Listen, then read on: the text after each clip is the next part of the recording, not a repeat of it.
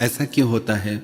जिनसे हम सबसे ज्यादा प्यार करते हैं वही हमें सबसे ज्यादा दुख देते हैं। जिनके लिए हम कुछ भी करने को तैयार हो जाते हैं वही हमारी कभी कदर नहीं करते।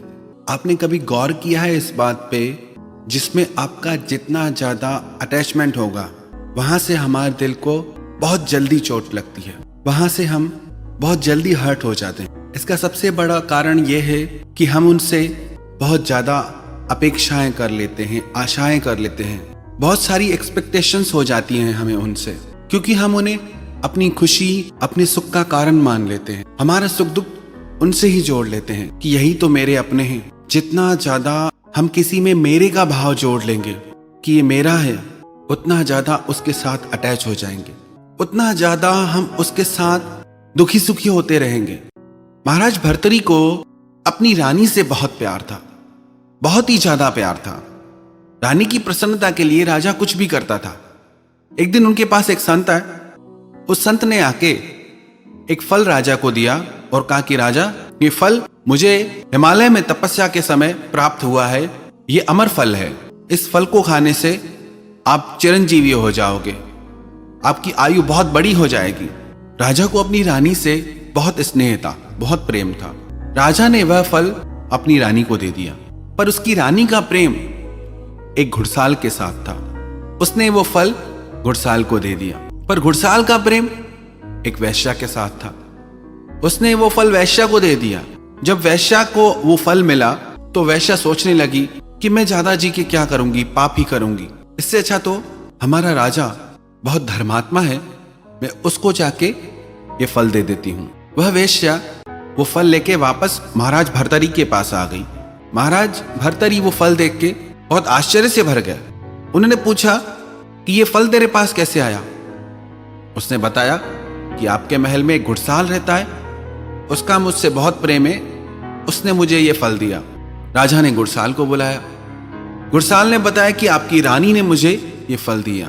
जब राजा को ये बात पता चली, उसके दिल को ऐसी गहरी चोट लगी, जिससे मेरा इतना ज्यादा प्रेम था, जिसको मैंने अपने जीने की वजह माना, उसका मुझसे प्रेम ही नहीं। और यही होता है हमारे साथ, यही हमारे जीवन की भी कथा है।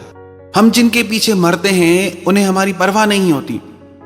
बार बार वो लोग हमें ठुकराते हैं, पर फिर भी हम कहते हैं कि मेरे हैं, अपने हैं। यही भाव कि मेरे हैं, अपने हैं, सारी जिंदगी हमें दर्द देता है। ऐसी मन में मूढ़ता बैठ जाती है इस ममता के चलते। ऐसा मन मोह में आसक्त हो जाता है कि मेरे हैं, अपने हैं। यही एक कारण है जिसके कारण हम पल पल दुख पाते हैं, पर फिर भी उससे छूट नहीं पाते। जैसे ना एक मक्खी शहद में गिर जाती है, वो आगे घिसटती है, पीछे घिसटती है, स्वाद की लालच में वो शहद में गिरती है, पर उससे उठ नहीं पाती।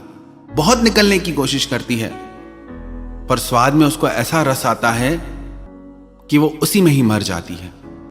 यही हमारी हालत है। अपने शौक से, अपनी रुचि से हम संबंध बनाते हैं, रिश्ते बनाते हैं, परिवार बनाते हैं, पर ऐसा खुद को फंसा देते हैं कि उसी में ही हमारा जीवन पूरा हो जाता है। यदि हमें इस दुख से छूटना है तो एक बात हमें समझनी होगी कि जितने भी दुख हमारे जीवन में आते हैं वो हमारी आसक्ति, हमारे मोह के चलते आते हैं कि ये मेरा है। कितने लोग रोज मरते हैं पर हमें फर्क नहीं पड़ता, पर कोई अपना बीमार भी हो जाए तो चिंता हो जाती है। पूरे देश में इकोनॉमी गिर जाए, घाटा हो जाए, हमें फर्क नहीं पड़ता, पर हमारे व्यापार में घाटा हो जाए तो हमारी जिंदगी में उथल पुथल हो जाती है। जिसे हम अपना मानते हैं दुख भी वहीं से आता है। तो सबसे पहली बात हम ये अपने दिल दिमाग में बैठा लें, हम सबको यहाँ पे एक रोल मिला है, हम सबको अपना रोल प्ले करना है। अपने जीवन को थोड़ा डिटैच होकर आसक्ति को छोड़ के जीना सीखें, अपने लिए सोचें, आप अपनी खुशी के लिए जिएं, जरूर करें अपने परिवार के लिए, पर अपने जीवन को जीना कभी न भूलें। आप चाहे कितनी भी परवाह करें, पर एक दिन ऐसा आएगा कि जिनको आप अपना मानते हैं वो ही आपकी परवाह करना छोड़ देंगे। तो क्यों ना खुद आप खुद की परवाह करना शुरू करें, तो क्यों ना खुद आप अपने लिए जीना शुरू करें, अपनी खुशी जिए, ताकि आपको यह ना कहना पड़े कि हमने दूसरों के लिए अपना जीवन गंवा दिया और हम आज भी दुख भोग रहे हैं। आप अपने लिए जिए, अपनी खुशी के लिए जिए और मोह से ऊपर उठकर प्रेम के मार्ग पे चलें, क्योंकि मोह जीवन में अंधकार लाता है, प्रेम जीवन में रोशनी लाता है। मोह जीवन में बंधन लाता है, प्रेम आपको पंख देगा उड़ने के लिए। मोह जीवन में दुख लाता है और प्रेम जीवन में खुशियां लाता है। बहुत छोटा सा अंतर है।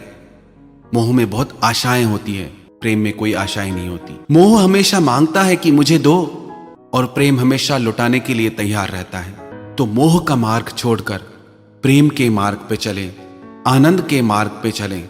मोह का मार्ग आपको दुख और पीड़ा की तरफ ले जाएगा और प्रेम का मार्ग आपको आनंद की तरफ, परमात्मा की तरफ ले जाएगा।